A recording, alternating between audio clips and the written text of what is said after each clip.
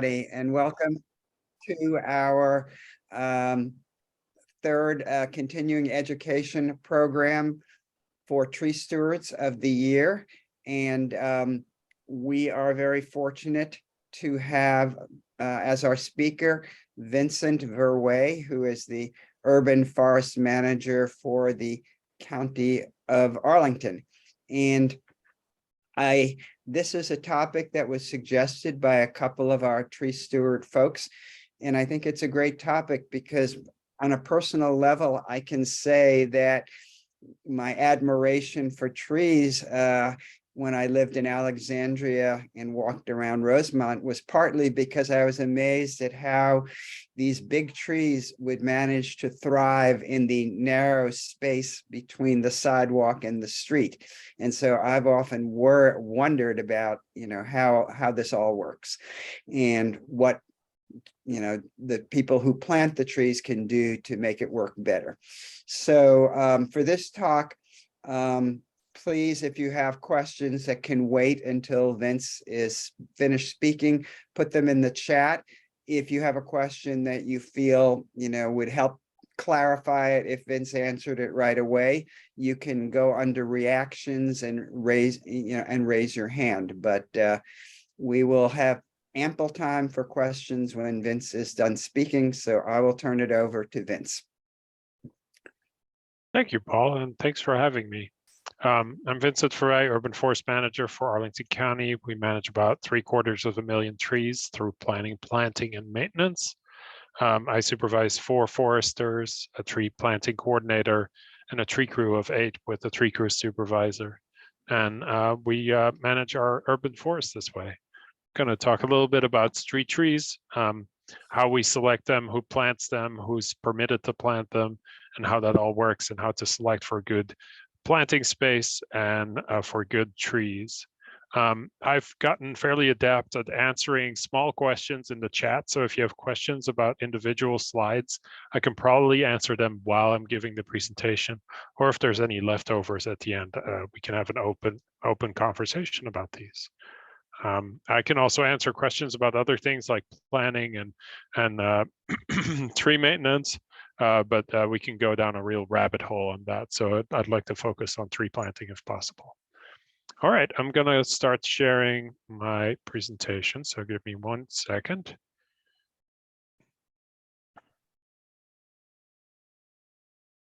All right. All right, is that coming through? Yep. Great, excellent. All right, so Arlington County, 26 square miles and hundreds of miles of roads. So we have plenty of space for street trees in a lot of places. You can see some examples here of Boston Quarter, the mall in Boston, Shirlington with some beautiful street trees, particularly in the median, and some street trees about to be planted. So why do we plant urban trees? So these are really the workhorses of our urban forest. Our street trees are good at all of these things and more, and really work to reduce pollution around streets, cool our streets, and just make our community more beautiful. I like using this particular slide from the Nature Conservancy because it just is so clear and so straightforward, and I recommend other people use it too. When communicating the value of trees, because it really, if there's something you don't care about, like if you don't care about biodiversity, you're still going to care about how comfortable you are when walking outside, even if you should care about biodiversity.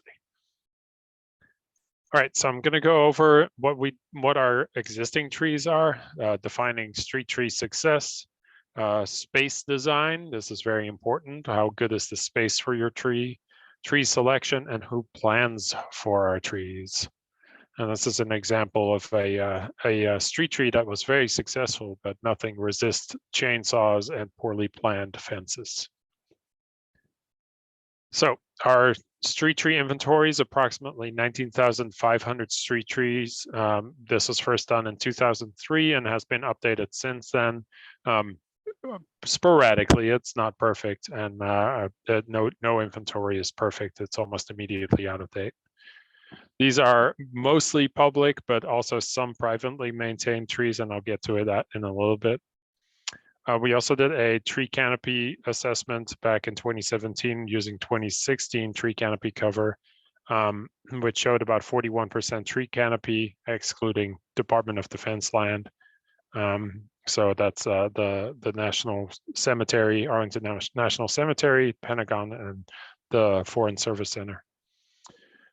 In 2016, we also did an iTree eco study, and this helped us understand where all the trees in Arlington County are, what's our makeup, what's our diversity, and we also kind of derived how many park trees we might have in our county. So actually, there were some folks that are on this call who helped with this iTree eco study, and we still use it in our communications, and also sometimes to argue for budget, in case you're wondering. So the diversity of our street trees is, and this might be a little bit hard to read, but I will read out some of these, and it's also all the Latin names. I probably should have made this a little bit bigger, but you can see it more on the right. But the street tree composition is made up of these different genuses, but there was a recommendation to have 30% of a family of trees, 20% of a genus of trees, and 10%, only 10% of one individual species. So I'm going to focus on the species side. So of all the trees, you should only have 10%, for example, red maples, and no more, to reduce chances that you will have a disease just wipe out all your street trees. We have these arranged by genus over here, and it starts here with oak, then maple, then cherry, and zelkova, then pear, and sycamore, and that's just the top top 6 over here. And you can see our oaks are really well represented in our street tree inventory. Anyway, we have a very wide diversity, and I'll get into how we continue to keep that diversity alive. The one on the right is from our iTree eco study, and it actually shows the diversity of all the trees, not just street trees. Actually, the most common tree in this county is the flowering dogwood, which is our state tree, followed by some larger canopy trees like white oak, red maple, black tupelo, then the invasive tree of heaven, and then not my favorite, crepe myrtle, which is a very common landscape tree, tulip tree, black locust, black cherry, and northern red oak. So mostly native trees in our top 10 with some small exceptions. There is also a difference or distinction on who owns our street trees. The trees on the green trees are primarily county owned or county maintained. And then these black lines represent the VDOT owned roads. And VDOT maintains, well, they maintain trees to an extent that if they're dead or fallen on the street, they'll take care of it. So that's a good distinction to have. So if people ask for trees in different spaces, it's important to know which people to ask, who to ask to plant trees. And most of the time it's us if it's along the street. All right, what do we want from our trees? We have a strong desire for ecosystem benefit for our trees, so that cooling and pollution filtration.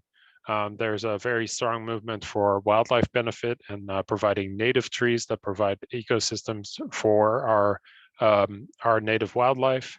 Improving human health, that's not just through that pollution reduction, but also stress reduction and other benefits.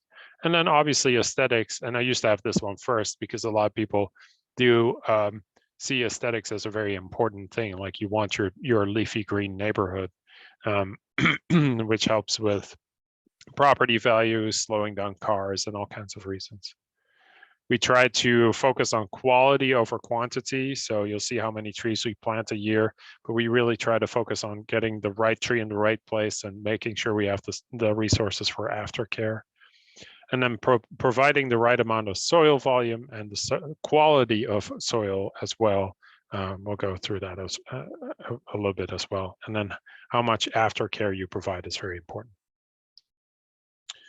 There's a lot of stressors in the streetscape. So limited soil volume, you can kind of see this tree boxed up in here. We have a theory about this tree being as big as it is because it's probably tapped into a water line over here, which is not good. You really want it to just use the soil volume around here. Also, these pavers are probably fairly loose and easy for roots to explore, but this is not a good tree situation. This is not sustainable, and this tree will probably have to go in the more than near future if we can't expand this space. Soil pH is very important. Concrete, you see a little bit of it over here, but concrete can leach alkaline material into the ground, which can reduce or increase the pH. And a lot of our native trees are adapted to more acidic environments, and therefore leaching of alkaline material into the ground can reduce the vitality of those trees. You can sometimes see that in oak trees. They become kind of yellow. The leaves become yellow at the wrong time of year. That's often due to iron deficiency from a high pH. Compaction, people or anything walking on tree roots or tree soil can reduce the capacity for that soil to hold water for trees. Making sure that tree pits can drain correctly so the trees aren't just sitting in water is often related to compaction. And this is something a little bit more avant-garde. We are looking at connecting soils more so they can start to provide the fungal networks that in nature help trees help each other. So that's connected soils underneath sidewalks, and I'll get into that. Some of the pollutants that we see a lot in urban environments are air pollution, primarily from cars, water pollution, primarily from runoff, often related to salt that's been spread on sidewalks and streets.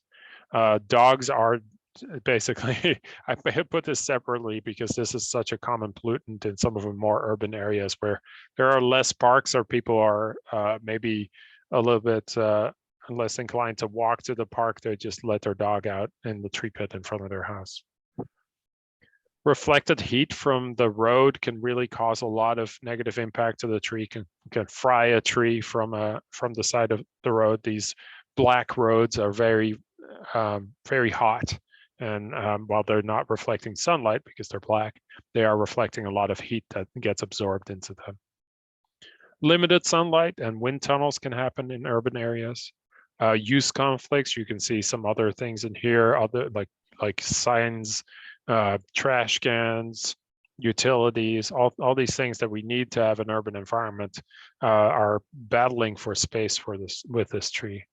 And then overhead lines like communication wires, but primarily electrical wires can cause conflict because we want to keep our lights on and we want to keep our trees. So I'll start with soil quantity, and these are the targets that we have set out in Arlington for the minimum targets for newly planted trees. So this and newly planted or newly designed spaces as well.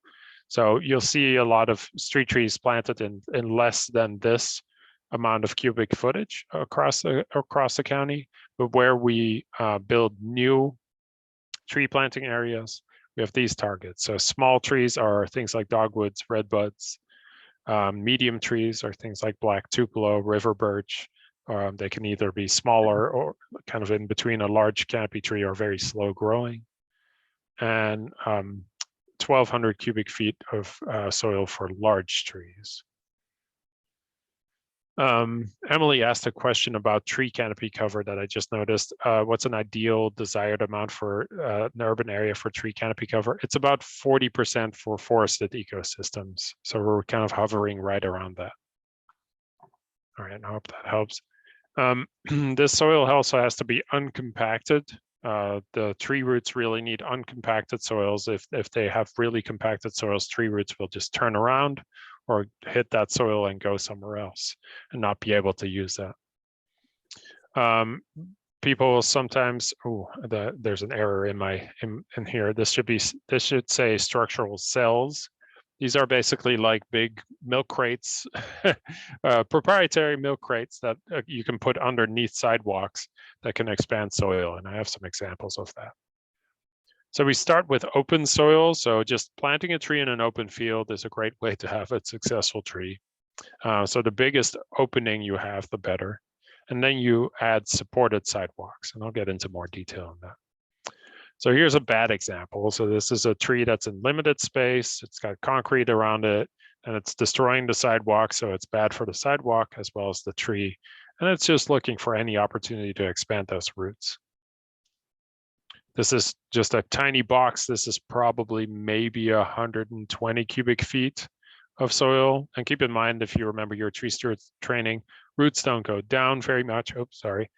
Don't go down very much. They go out. So they're really limited in how much they go out in this space. Still better than this, but it's still not much. This is basically going to create a potted plant. So this is our minimum starting. So we have a 60 square foot opening. That's where you start. This is not ideal, but this is sometimes there are utilities in between that prevent people from creating a continuous open space or an open planting area. And this is the minimum. Yes. How deep do these 60 square foot plots go down? So we try to keep it 3 feet down. So it's similar to this this picture from Casey Trees. We don't go any deeper than 3 feet. Okay. Yeah. The tree roots are not going to use much of the space below 3 feet in this area. So there are some exceptions in the Midwest. There are some trees that can go down to water tables 60, 70 feet down. That's an exception. And then you have palm trees, which are not really trees, which don't really need as much space. But for our native trees or even our non-native urban trees, we really need that 3 feet of depth and then going out as much as possible. You can also see that sometimes if you do just this opening and you don't provide proper drainage, you can end up with a bathtub. And that will kill your tree just with too much water. But it's the same kind of opening, so I wanted to give a kind of relative size. So if you have open tree areas, this is great. This is a great way to provide enough space for, or enough soil volume for these honey locusts over near Whole Foods and National Landing, or these trees that are along Fairfax Drive in the plaza of this space that are basically acting as street trees, but they have open soil space with shrubs in between. This is ideal, but not always possible. So I'll show you how to solve this problem in other ways. You can try to create what's called a continuous soil panel. This is a panel that's in between sidewalks. This is where a sidewalk is going to be. And this has uncompacted soil underneath. So the tree has a capacity to put their roots underneath this mesh and vapor barrier, which the sidewalk will then be held up by a rebar that you can see over here too, and kind of just floats over the tree pit. This is one solution. Other solutions are structural cells, and this is an example of a product called Stratacell on the left. There are trees that are next to this this vault, and they had to cover this up with concrete so there could be access. But these structural cells get filled with soil. Here you can see one picture from the side. There's structural cells here being filled with soil. I wish this was a little bit more visible. I'll blow it up next time I give this presentation. That are being filled with soil so trees can have roots underneath the sidewalk or underneath pavement. This is actually an example on county property. Penrose Square is a square that has these structural cells underneath all of this, what we call stone dust, which is a type of cover material where you can still put chairs and other things down, but not disturb the soil, which is in these, basically these boxes that are underneath this plaza. Here's another angle of it. You can't even tell that there's all of this is soil underneath a space that supports this surface on top. And these trees are doing pretty great. This has been here for about 8 years now. All right. And a lot of this is really technical, so I can always take questions on by email or by preferably by email. It's a little bit easier, but I'll have my email and my phone number at the end. Soil quality is very important. You can dump as much quote unquote dirt into the ground, but if it doesn't have good organic matter, if it's not properly compact, or if it's not uncompacted, if it's too compacted, and if it doesn't have the right nutrients, it's not going to grow a tree. So you have to have a healthy soil to grow. This is actually an example of a soil test that we did with Virginia Tech, which showed a neutral pH, acidity 7, which is probably too high for a lot of our native trees, but it's manageable. But if it was any above this, I probably wouldn't use this for tree planting. Very high percentage of organic matter, 10% is really high. Our natural environment is around 2 to 5% often. And all these other nutrients that are at least showing as sufficient or high, so at least they're available in this sample. So we want to make sure that we test our topsoil, or make sure that the soil you're getting is the right soil for the trees that you're trying to plant. We can improve existing soil quality, and I'll go into soil profile rebuilding a little bit. Some of the more traditional ways are adding sulfur or neutral or fertilizer, and that can work, but there's a really cost-effective way to improve soil that we developed with Virginia Tech, or Virginia Tech developed with us to improve soils. And this is called soil profile rebuilding. And basically what it is it's spreading 4 inches of compost, digging it in with a backhoe for about 24 inches. So this is what we call it scoop and drop. We dig up the soil and we drop it. So, and the key of that is that you drop it about a foot or 2 down or up from the ground. So it breaks up the soil and really uncompacts it. And it works in this compost. So you get this mix of compost and uncompacted soil. And then you top dress it with a topsoil on top, and then use a rototiller to mix those layers together before you plant the tree. This is a great way to add organic matter and decompact your soil. Instead of replacing all your soil, you can actually keep all your soil on site. The only thing you bring in is some compost and some topsoil. We are requiring this on a lot of projects, single family home projects, and on new tree pit construction in a lot of places. It's also very sustainable. It tends to use compost or soil from our solid waste facility. So we're basically using the material that we get from our own solid waste facility. I got some questions, so I'm going to look at those real quick. Carolyn Vincent, nice last name, asked, there's a recent project around a tree in the Westover shopping center. Looks like increased root space and pervious surface. Which strategy was this? I would need some more. I don't, believe it or not, I don't know every project in the county. The disadvantage. Vincent, I Yes. can talk to that because Okay. I'm right down there. First of all, those Westover trees are under the control of the stores that line there. That's They're right. not county trees. And what they did was they removed the bricks that were there, which were a stumbling hazard. Oh. And they put down a little bit more soil on top, and then they put that like steep Flexi black pave? foam stuff over it. Okay. Yeah, so it really looks nice. Excellent. I'll have to go Yeah. by that. The last time I got Yeah. a giant sandwich from the Italian store, I did not see that. So I'll go look at that. Well, it's farther down by the grocery because the Italian Oh. store owns that land and the Right. grocery owns the other land. Okay. I'll keep an eye out. I'm also looking at the school project there, so I have an actual excuse to go there. Cool, thank you. So yeah, Nora described it. This was done before Master Naturalists and tree stewards did the big planting at Bon Air. That's right, trees and shrubs look really good. Is where the bathrooms got flooded away years before we planted. So yeah, that's right. That's this soil profile rebuilding technique we use there.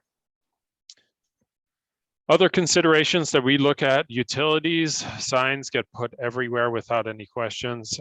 Vision clearance, we want to make sure that our trees are not in the way of, not causing accidents, and instead reducing speeds and improving our streets.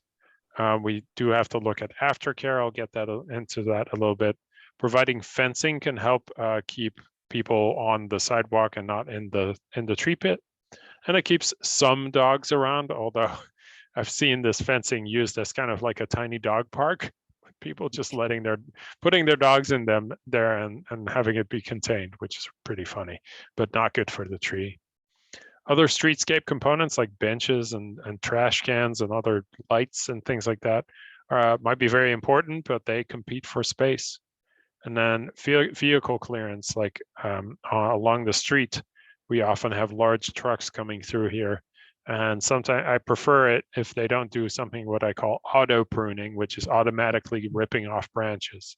But instead, we try to limb up these trees over time and try to provide enough clearance for most vehicles to go underneath. And this is the reason why we use large canopy trees, because small canopy trees like redbuds and dogwoods might be appropriate if you have overhead power lines, but they quickly get blasted by cars and destroyed, and their branches get destroyed because their branches stay low. They don't have that natural inclination to go much higher. Utilities, this is a age-old problem, and it doesn't go away. Most of our electric lines and comm lines are still above ground. These are recommendations from the Arbor Day Foundation, and some of them are fairly generous with how far away you should stay away from power lines, but I'd like to be consistent with their recommendations. We this suggests planting small trees, and I provided some suggestions from our list: dogwood, redbud, fringe tree underneath power lines. Medium trees like river birch, tupelo, and hackberry might be good nearby. And then you can plant any tall trees farther out from that. This is not... Oh, sorry. I heard something. I must have been background noise. We don't have the luxury of space for 40 feet away from power lines to have large trees. So and Dominion Energy will come prune it for better or worse if it gets in the way. So but it's a good guide to think about where to plant different trees. Vision clearance, and this is a little bit of a technical document, but in residential areas, we try to keep trees limbed up to about 10 feet at corners of lots. So this is right when two streets join. And you can have shrubs of lower than 3 feet. In commercial areas, it's a little tighter. They tend to have smaller vegetation, but the same thing counts for the trees. So there's enough visual clearance for every street users, bicyclists, pedestrians, and cars to see each other at these corners.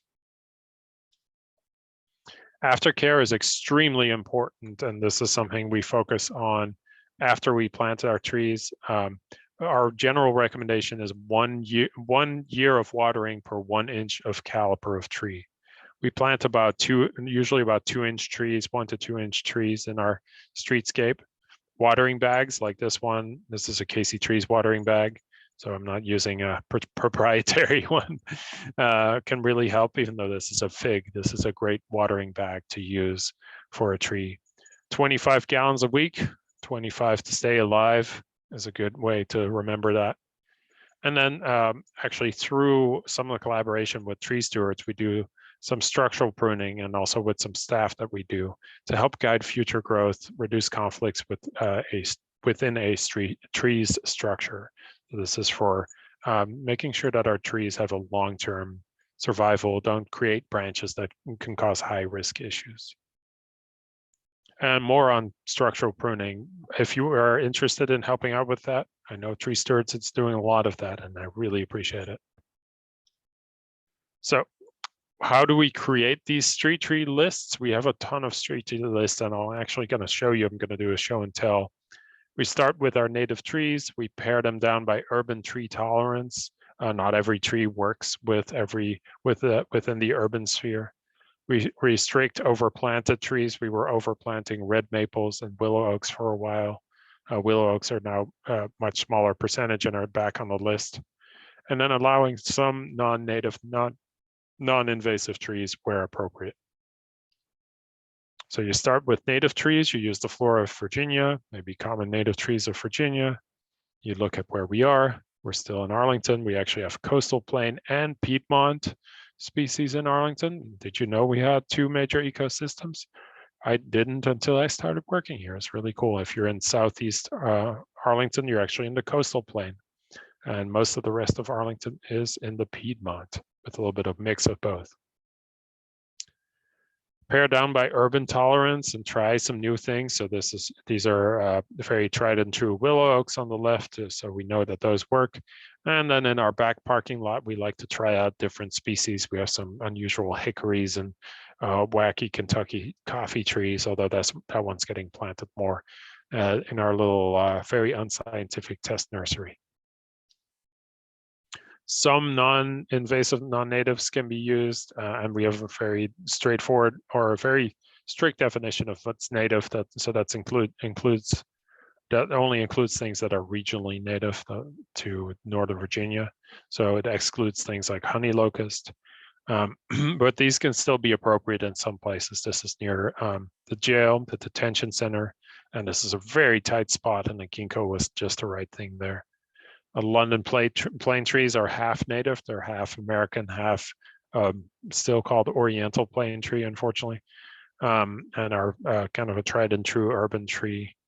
And the honey locusts do well in very limited spaces and can be very good for like areas with a lot of signs because they have kind of a filtering look. We try to aim for diversity. I've been talking about willow oaks a lot. These are some of the regularly overplanted trees, willow oaks, red maples. Red maples don't do that well in streetscapes either. We actually started taking them off our lists. So we try to create diversity by having as wide of a range as possible within those restrictions. We also regularly, through our colleagues, check with nurseries what's available, see if there's maybe something newer that we can add. Try out some species that were previously dismissed as not survivable in some of these spaces. Sometimes we, the municipality, can drive demand, and that includes our residents that plant Nova natives, and a lot of the residents asking for native plants at nurseries has really changed the nursery industry regionally. I know that is a collective action, but us planting about 900 trees a year probably makes people think about their planting a little bit more too. Ask for smaller trees. You can plant pretty small on the streetscape, down to 1-inch trees. Below that, you might get too many issues with people mowing down your trees, literally mowing down your trees, and it's also cheaper. You often find that these smaller caliper trees will survive just as well and grow to a very similar size in about 5 to 10 years as a larger caliper tree. And stay realistic. You do not want to be too restrictive if that's you don't want to create a situation where you just can't have anything. Some examples of some invasive trees that people might not realize are on our invasive plant list: Zelkova, Japanese pagoda tree, Chinese elm, all have been kicked off our list recently. They're fairly good urban trees, although both Zelkova and Chinese elm have some serious issues with limb breakage, so it's another reason not to pick them. Maybe not these either. This is kind of a joke slide, but this is literally in Arlington, and this guy just couldn't help but plant palm trees. It's like not on county property, so he actually ended up moving them to his front yard.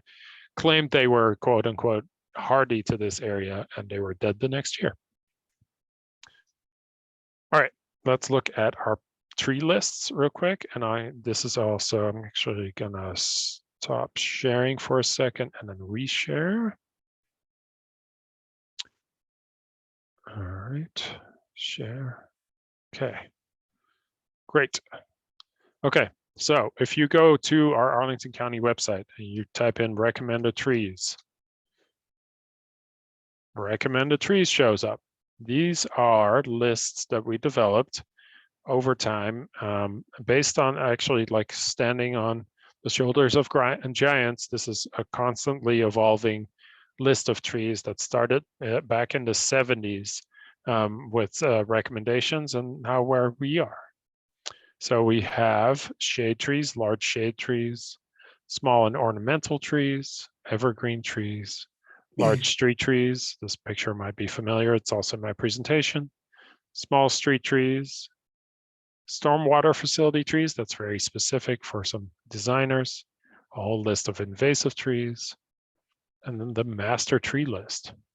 And also a semi-interactive spreadsheet that you could use. So you could pick out all the large trees and look at them. Or if you want a large tree, that's also a street tree. You can combine these. Oh, and you get the list over here.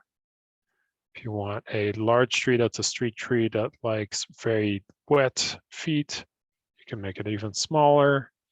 If you want it only in full sun, you only have 4 species left. So you can really break down to what you need. So I'm going to put this link in the chat so people can maybe look at it while I talk to you. But you can look at any one of these lists and click on the link at the bottom. This is the shade tree list. And if I go through every one of these species throughout in this presentation, I will probably run out of time, but you can get a good idea of how many shade trees there are available. And these are just regionally native shade trees too. So that's quite a selection for our area. So that's where you can find them. And I am always open for suggestions and ideas. And I know I just took that screen away from you, even though you were looking at every single species, because that's what I would be doing. But that's why I put the link in the chat. All right, let's go back to the presentation. So this is the link that will be in here. And then our Arlington County planting program plants about 900 trees a year in streets and parks. We do some young tree pruning for preventive and structural pruning. We water for 2 years after planted, more if needed or if our resources available. And we provide some integrated pest management. We do some analysis on on pests, incoming pests like spotted lanternfly, emerald ash borer, and other pests as well. Although we generally rely on Fairfax County's pest management because they've got a whole division and we're in very similar ecosystems, and DC. Who decides what to plant? Well, in DPR, it's one of my direct reports, tree planting coordinator, that's Otis Mershow. The urban foresters, through their plan review, often decide which trees are appropriate or work with your designers. Gesundheit. That's 4 urban foresters. Our landscape unit sometimes plants trees. And our park planners and landscape architects design trees as well. And we work with our Department of Environmental Services through transportation planners and landscape architects in our community housing and planning department, and then sometimes the public during public review, or if they want to plant a tree of their own, they can get a permit to do so.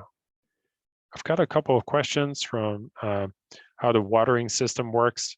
I'll go back to this. So we water with tree bags, and we did have some issues during the pandemic with staffing. We water using our colleagues that are part-time colleagues with our landscape unit. We had some issues finding folks who were available for that work, but we're working on that and should be back in full running this year. I had another question from Noreen. Does county staff look for ailanthus popping up along streets and get rid of them? If so, what method do they use? Ailanthus, for those who haven't memorized this is tree of heaven. And it's an invasive tree. We don't generally look for it unless it's in a high value natural area, so our natural resource conservation areas. The methods they use, I'm gonna she's gonna regret being on this call, is Jen Souls. Jen, how would you treat a tree of heaven? I knew I should have changed my name when I was just like, I should know more about these street tree soil cell structures. So that's what I was learning about tonight. Basically we're either using basil bark. If it's like, again, if it's in a natural area, we're treating it usually a basil bark spray, which because tree of heaven is very, if it knows it's under attack, it, will re-sprout from its roots. You'll get 100 babies popping up from the roots. So we try to kill it without it even knowing it's being killed using herbicide that we apply to the bark of the tree that's absorbed by the tree. So it's a soft kill. Or I think in places where sometimes people do, if it's a small tree and they just apply an herbicide immediately after it's cut, that can work as well too. I would say if it's popping up in the streetscape, like most of our street islands and street trees, there's no random trees because they're all mowed or maintained as landscaped areas. So there's probably not a lot of ailanthus in what I think of as the street tree area, but definitely where there's natural spaces. Natural spaces.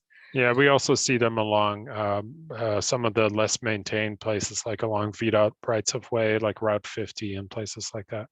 Yeah. Thank you, Jen. I'll give you part of my speaker fee, which is nothing. So. Yeah. And earlier somebody had asked about calorie pair. Oh, did they? Yeah, it was in the chat. Oh, I see. Rod, I missed that. Thank you for pointing that out. Thanks, Jen. Do we plant calorie pairs? No, we do not. And whenever we are asked to look at a calorie pair for risk or inspect a calorie pair, we often lean more heavily towards the removal if it has any major issues or even medium issues. And we do not replace with calorie pairs. They are one of the worst street trees out there. The classic statement on that is that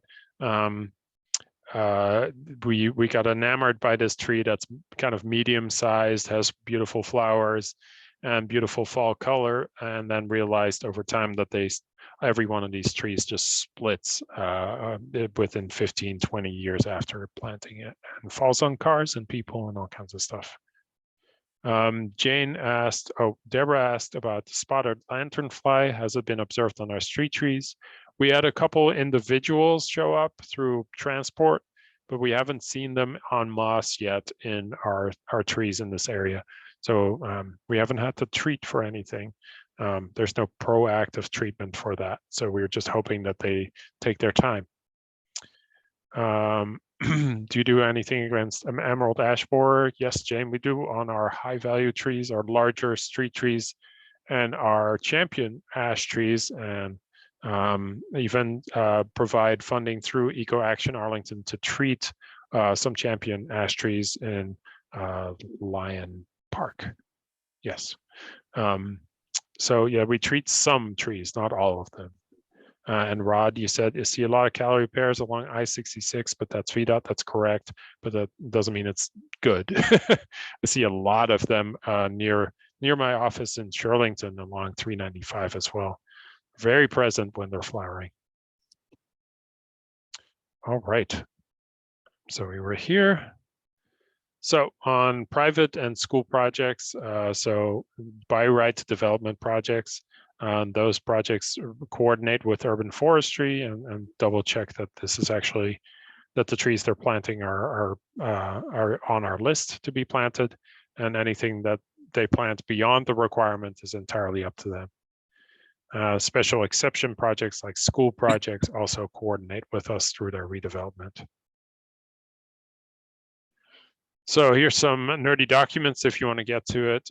There's an administrative regulation on how wide things or how big things need to be. And one thing I didn't note, and I just realized this, tree planting spaces have to be at least 4 feet wide. So I'm gonna find the right example for this. This space is at least 4 feet on this space. This is actually 5 feet over here.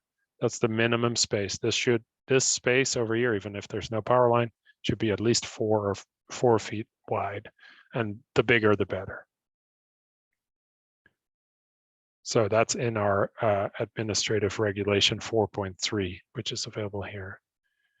The landscape standards speak to more things about how to design these spaces. Chesapeake Bay Ordinance speaks about replacement of trees on private property to some extent. And then we have tree replacement guidelines for when somebody proposes to remove a tree. So I see one more question in here, so I'm going to end over here with all my links, but I have a question. Could you comment on the use of pervious or spongy sidewalks to help trees? Found a bunch today on North Taylor, just north of Fairfax. So there, pervious pavement or pervious asphalt is a technique that you can use around trees to still allow for people to walk on them and not compact the soil, and also to allow water to go through.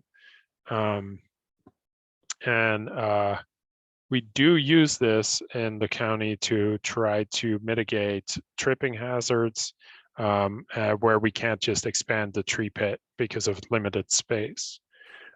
This pervious asphalt does get clogged over time, so its water transport capacity kind of reduces over time, but it's a pretty good 5 to 10 year solution, at which point we can probably consider a better, more sustainable solution like tree pit expansion. All right, I'm going to stop sharing and answer some of these questions in a different way. I'm actually going to continue answering the tree pit question, or the flexible sidewalk question, by showing my screen. So this is, I'm not arguing for this product, but I know this kind of stuff works sometimes. This is a very extreme application of FlexiPave. I don't really like this because it really restricts the growth of a tree. But this is kind of a solution you could use. Is there maybe a better solution? It can, wish these pictures were a little bit better than that. Let's see if a better search engine does better. Flexible. Is use of those pervious pavements very expensive on a per tree basis? It's more expensive than just open soil. But my understanding was it was about $15 per square foot. So you can make the call on whether that's expensive. So that's probably $1,000 for this size. But sometimes it's better than taking the tree out. Like, it's sometimes the least worst solution. I think we used it on Fairfax Drive and Taylor, you said. I think I know what you're talking about, but I also know of a space. So it was on Taylor, north of Fairfax, okay. between Fairfax and Washington Boulevard. Oh, that makes sense. Taylor. Oh yeah, I met somebody about this. Okay, so you can see some older tree pits here. I'm going to get mildly distracted here with these tree grates, which are starting to limit the growth of these trees over here, and they probably need to be removed. And this could be a much better tree planting area. Are tree grates a big advantage over just leaving the soil uncovered? What do the tree grates actually accomplish? They do prevent compaction, but we found more issues with them over time as people need to get a welder to expand them, and people just don't. So you can see some examples here where the tree grates were removed, and there's enough space for people to walk around these. And this is probably a better application. I'll give you an example of where I'm getting distracted here, but I'm trying to answer two questions at the same time. Near, not the Cheesecake Factory, the Whole Foods. This is where we permitted tree grates to some extent. I'm going to see if I get a good picture of it, because we had very limited sidewalk. This is barely 4 feet. This is like 3 feet. And we allowed some tree grates here, still a little bit of an opening. But this allows, the opening still allows the tree to expand, but it also allows people to walk around these spaces and still have this be accessible. I was trying to answer the FlexiPave question, and I actually have a good example near. I know you said on Taylor, but I actually think I have a really good example near Courthouse. Yep. Where we use that material over here. So our transportation department kept this sidewalk going, and you see there's even somebody with very pointy heels that can walk on that, and is not afraid to do so, and still kept this wonderful willow oak here with this extremely limited sidewalk width. All right. Jane asked, and I'll keep this up, is the area between the sidewalk and the street public or private? That is a complicated question. So let's see. It's generally true, but I like to use our real estate map. So I will show you, there's these public maps that we have on our website, and you can just look up Arlington County maps to get to them. And you can find out where people's property lines are, approximately. So you can see here, there's actually a little bit of property. You see the sidewalk is this light gray, and the road is a slightly darker gray. This is the space that's public on the right, this open area. And then these places over here, those are usually private lots. So this is the space that if there's enough space for a tree to be planted, that's where you could plant one. Sometimes that's not the case. So you see here, the property line actually goes into the street. And we don't own the sidewalk or the planting area right next to it. But across the street, we own the planting area and some of the sidewalk. So the answer is it's complicated. Most of the time, we own the space between the sidewalk and the street, but not always. All right, Bill asked, when we see street trees that can use pruning, how should we report them or open a discussion for pruning them? I'm just gonna do a show and tell with our website. I'm gonna almost send ourselves a tree request. So if you see a problem, if you see a dead limb, dead tree uprooting, something that might be a problem, you go to our website and you click on the big button that says report a problem. You click on request service, report a problem. You can do this on your phone too, but let's say there's a problem with that exact tree that I was talking about, the FlexiPave tree. You can drop this marker on there, and you can either search for tree inspection maintenance, or you can look under the drop-down list. You can see everything on here, and you can ask for tree inspection, or you can ask for a tree planting. So you can ask a bunch of things: fallen trees, stump removal, tree inspection, and then tree doesn't look good. You add a picture. I don't know if I have good pictures. I'm not going to submit this anyway. So you can add a picture and a location. You can add up to 5 pictures, and then hit next. You can put in your information to get emails back, and hit submit, hit create request.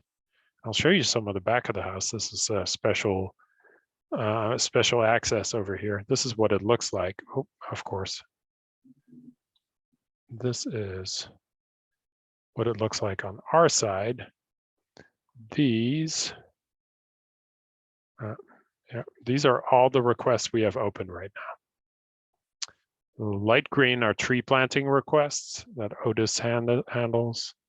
The darker ones are our maintenance requests. We've got some tree protection violations I'm working on. Those are the pink ones. And so you can see how many requests you have open already. But when you make a service request, and let's just drop this somewhere. and I'm hoping that this works this time. If you do tree inspection, there should be a tree maintenance map that's working. Nope, it's not working yet. All right, so we will have a working tree maintenance map that will show you this this dot map in a public facing way as well.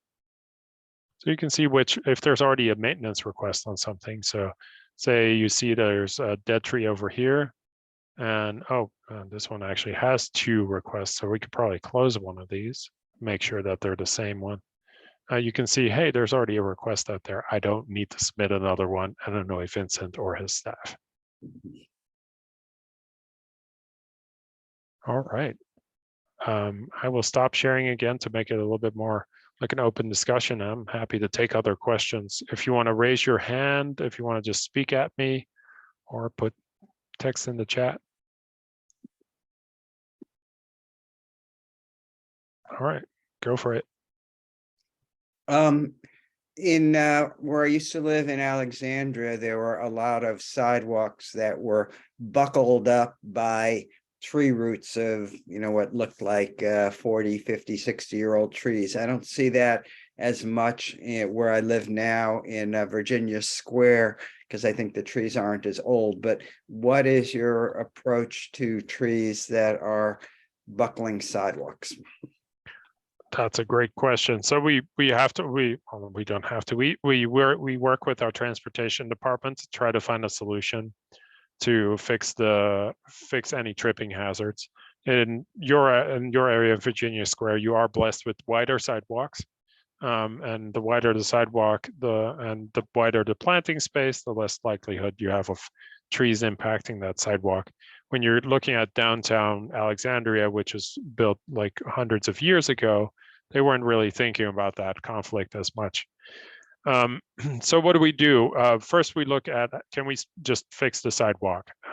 Either by going over humps or tripping hazards with that flexible pavement, replacing pavers, maybe repouring concrete if that's appropriate and doesn't kill the tree.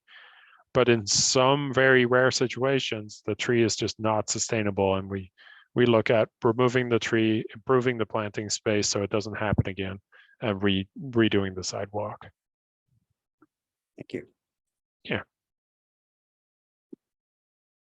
Any other questions? I know you guys aren't shy. Bill has a question. Oh, go for it. Hey, Vincent, there's some projects like around 50 and Pershing Drive where there were trees planted that look like they're on the private property side, but they were probably site plan trees. Mm-hmm. Are those trees that we could report on also that have problems? I think I know exactly what you're talking about. Let's see. So at Pershing, so I will look out. I'm going to share my screen again. Big surprise there. I'll make it a little bit bigger this time. So there are, and I'll turn on the aerial as well. One more second. There's a large development here, and then there are trees along Arlington Boulevard, which are actually in Arlington right of way. So if those are the trees, those would be something you could share with VDOT. Whether they respond is a different question, but they would be the responsible owners for those trees. If there are trees along the street, along Pershing, for example, most of those are in the county right of way. If a project is part of a site plan, and this is getting really into the nerdy stuff, let's see if there's a zoning plan. These are usually projects in the urban corridors, like these ones that have this hatching. They might be maintained by the building themselves. And in the case of the one on Pershing, these trees along here should be maintained by this building's management. I don't think you're sharing your screen. I'm not. Nope. Can other people see it? Oh, I'm sorry. I'll restart that. Okay, these ones. This is one of the buildings I think you mentioned. Is that right, Yes. Bill? Okay. Yeah, if you look closer to Arlington Boulevard, Yeah. right at the corner there are, you know, down at Pershing. Yeah, Okay. exactly, right there. So- Yeah, everything here going in Yeah. this space are all maintained by this building. Okay, They're Arlington County owned along Pershing, and they're VDOT owned along Route 50. okay. Yeah, owned and maintained are not always the same thing. But it doesn't hurt to report them as a problem, and then you come back and say, well, sorry, it's not our tree. What we will generally do with those is ask the site plan to correct the problem. Okay, thanks. Yeah, we'll do the work for you in those situations. Now, even with VDOT trees, if somebody said like this tree is dead, we'll put in a VDOT request for you and tell you, hey, this is in VDOT property, but this is the VDOT ticket. Hopefully they'll take care of it. By the way, there's a VDOT willow oak that's dead, just up from that corner. Okay. I'll send you a message. Okay, that's great. You can also, if you want my VDOT, report a road problem with VDOT. It's my.vdot.virginia.gov. And you can click, I need something removed from a road. What do you need removed? Clear away trees or limbs on the shoulder. And they may or may not respond to it. If it's a dead tree, they might be. I'm actually getting more surprised. They're much more responsive these days than they used to be. So sorry if I sound cynical. I think either they got more resources or they got better people. I saw Nora had her hand up. Yeah, I wondered if you could talk a bit about how much space is left in Arlington that you could plant street trees and yeah. put in a plug for our tree canopy fund. Urban Forest Master Plan, Arlington. Okay, I'm gonna do a Wow. very, very short history. The Urban Forest Master Plan from 2004 is an extremely well-written master plan. Some of you folks may have actually been involved with it, and showed areas that needed street tree planting. So this was in 2004, and we had almost 1,000 spaces left. And we worked hard to fill up all those spaces. And we're getting close to filling up most of these, like the roads that we own. So we actually got a permit from VDOT to start planting. And if you've driven along Route 50 recently, you've probably seen some trees in this median over here along near Fillmore Street. Yeah. So yeah, I'm sure, Bill, you've seen that. She lives just down the street. So that's what part of the problem here is that we are running out of space to put trees in our streetscape. We constantly fill those spaces wherever possible, but private property is the next obvious frontier. So I will give that plug for Eco Action. Arlington has a tree canopy fund, and thank you to everybody on this call who's actually helped with this. And people can apply to get a free tree planted on their property. It's absolutely free except for the work you have to put into the application and responding to emails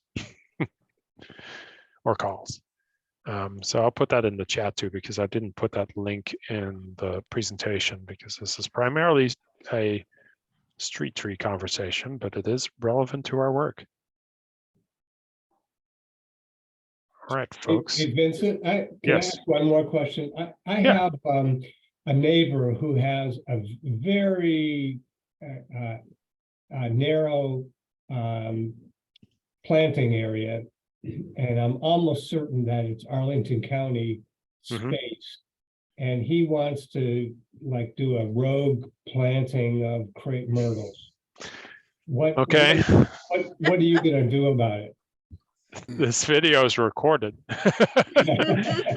What am I going to do about it? I didn't say which neighbor though. No, I understand. We have in some situations removed people's trees. if they cause serious vision clearance issues, sidewalk clearance issues, or if they're invasive species like calorie pears or Alanthus. Well, not Alanthus, nobody plants that. It would kind of have to cause a problem for us to do that. It's I don't like it, and that neighbors should technically apply for a permit.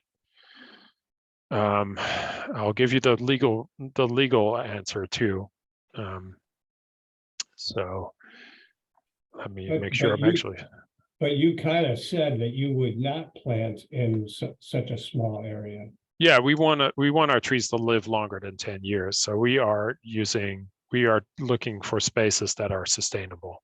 So our regulation for protection of trees and shrubs on public property says the planting, pruning, maintaining, removal, or other treatment of trees and shrubs upon the streets, public rights of way, other county public lands, and blah, blah, blah, blah, blah, is responsible, shall be under the direction of the county manager. And that's been deferred to the forestry office. So that's the legal reason why people shouldn't plant trees on public property. If somebody plants a tree in a perfectly fine space and waters it and it stays alive, that nobody's going to complain about that. The problem with planting things like crepe myrtles or other low branching trees is that it's going to cause accessibility issues, and they're basically going to become our maintenance problem. And when people plant in these really small spaces, they almost immediately become a problem. Is that what you were looking for? Or is that an okay answer for you? No, I understand you. Yeah, our resources are currently used for reacting to high-risk trees. So some of these rogue plantings are not going to be very high on our priority list, but we will get to them eventually.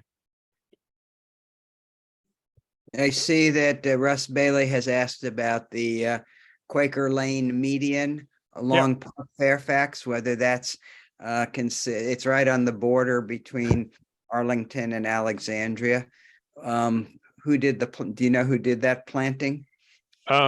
We constantly tag team between Alexandria and ourselves. I think this case, it was our fearless tree planter, Otis Mershaw, that did some plantings there. He actually had to move some trees from another place that ended up having a utility conflict and found some great spaces along Quaker Lane. So I think that was us this time. Thank you. Yeah. I'm curious, is that specifically Arlington, Alexandria, or is it just, you guys work together on it? Sometimes, but I guess if it's median, because one side's Arlington, the other's Alexandria. Yeah. Yeah, and the property line goes right through the middle. Oh, so okay. we just, it's a very informal agreement.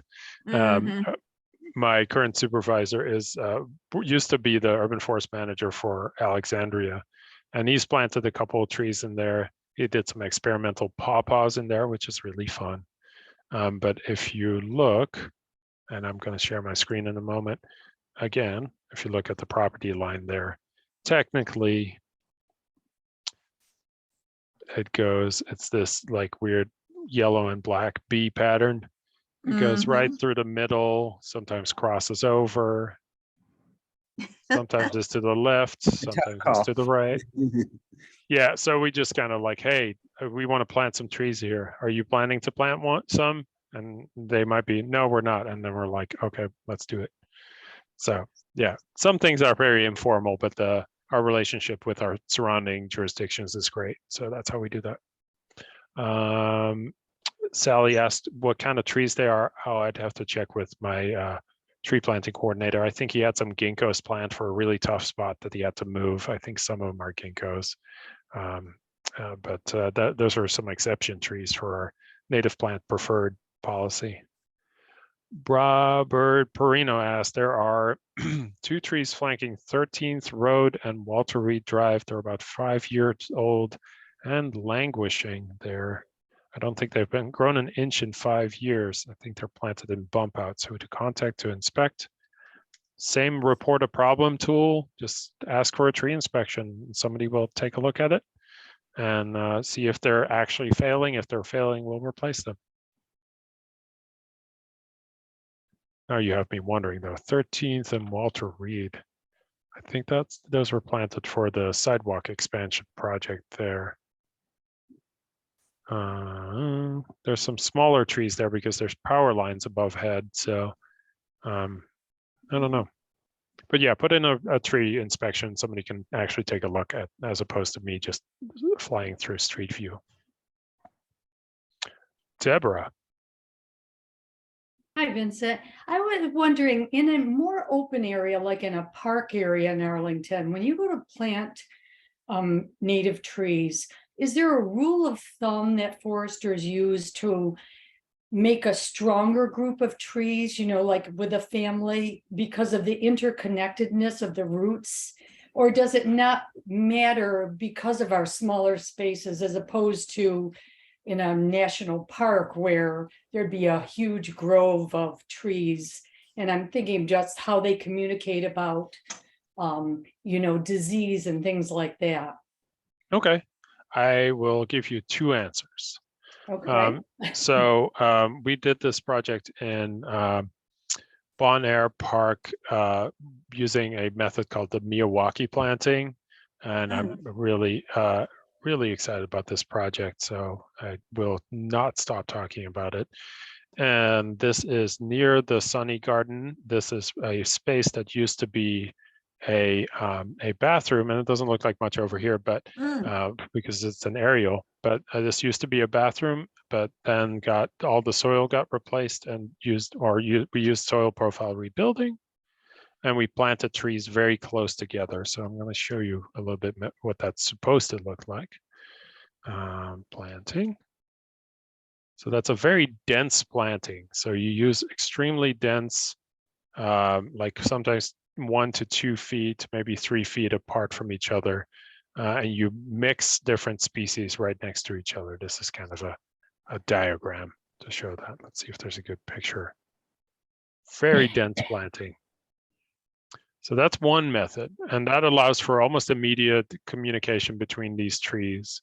And that's sharing of communication, nutrients, water, etc. If you're in that's an informal-ish setting. If you're in a more formal setting, let's see if I have an example of that, where you have like a grass understory, just a turf grass understory. Let's use Quincy Park is probably a good example. That's not Quincy, that's WNL. You look at the design in a different way, and you plan with spacing. So this is a place that's used for people to picnic and just hang out and use as casual open space. And I would use like a 10 to 20 foot spacing depending on the size of the tree. So because you don't want to, the uses of the site really define how dense you want to plant something.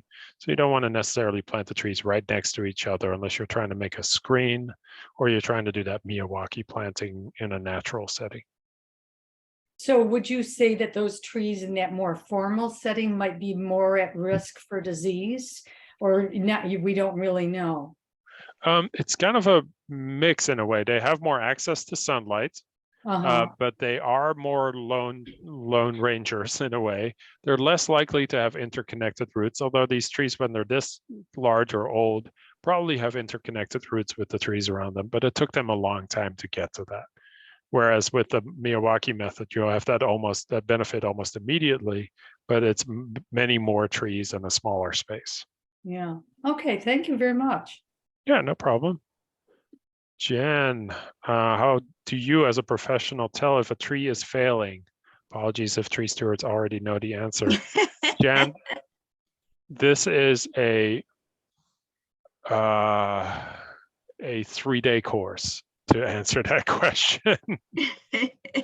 I will give you the very short answer. And I think this is a really good reference. Let's see if there's, nope, that's here. This is recommending you take a whole minor in this. Shoot, how to detect tree defects and what to do about it.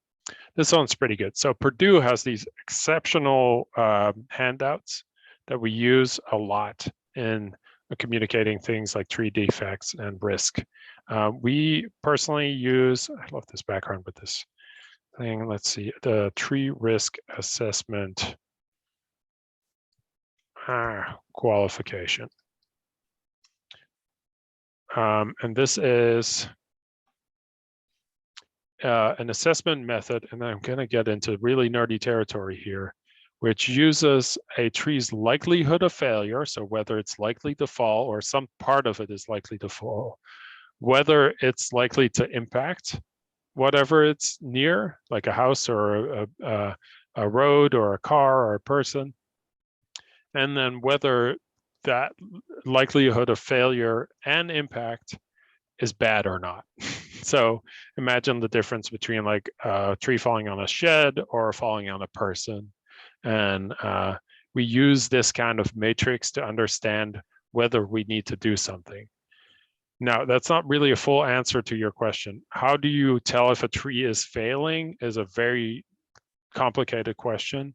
And you can't always tell. You can't always know if there's root decay, if there's internal or trunk decay, but there are tests you can take. You can sound the tree, you can check the foliage, you can have things sent in for disease analysis and all kinds of stuff. So I would be happy to do another class in the future on how we do tree risk assessment, but that's a really long question. Well, let me just throw in that there's no apologizing to tree stewards, because the thing we try to get across right away is you never, ever say, oh, that tree's failing or not. The most we should say is, I see some concerns. I'm not an arborist. Here's what you should ask your arborist, because it's just, we have no idea. Well, So we have a fair idea. we have some idea. Well, we can see what we think might be a problem, but we would never tell someone that tree's safe, don't worry. Yeah, that's also very risky. Yeah. I would never say that tree is never going to fail. Every tree is going to fall at one point or be taken out. Or I wouldn't necessarily say that tree is definitely going to fall right now, unless I saw it uprooting or there's a hanging limb or something like that.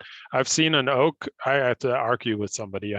There was an oak tree that was completely dead, and it was on private property and wasn't anywhere near public property. And people kept calling me about it. And it's like, yes, it's dead. And the owner couldn't do anything about it or didn't want to do anything about it. It was out of our jurisdiction. It stood there for 5 years without dropping any single thing. And then I have a tree that I didn't suspect anything from just fall over in a mild windstorm. So it's not always predictable, but you can use your best guess or not your best, your best educated opinion, hire an arborist, consulting arborist, and do some analysis, and that allows you to make a decision on how your how high your risk tolerance is, and make a call on that.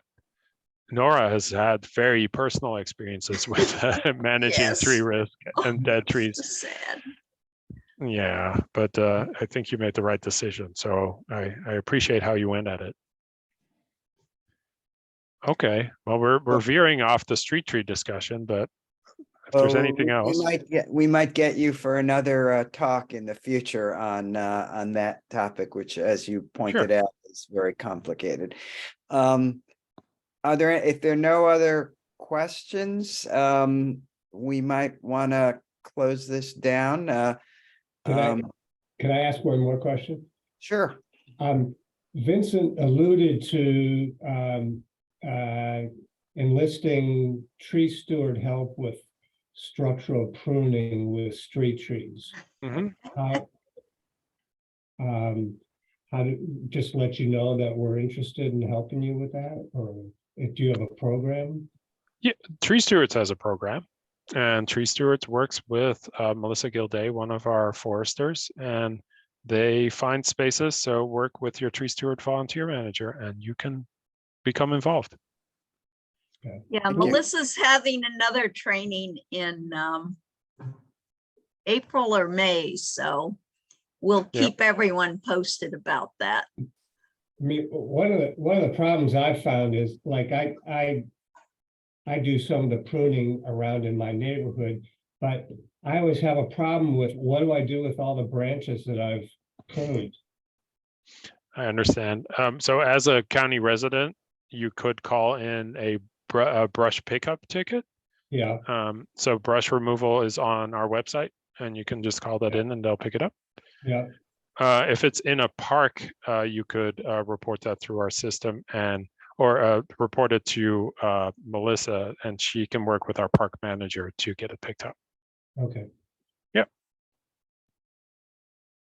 Well, I want to thank Vincent for a most illuminating program. I particularly enjoyed how you could zero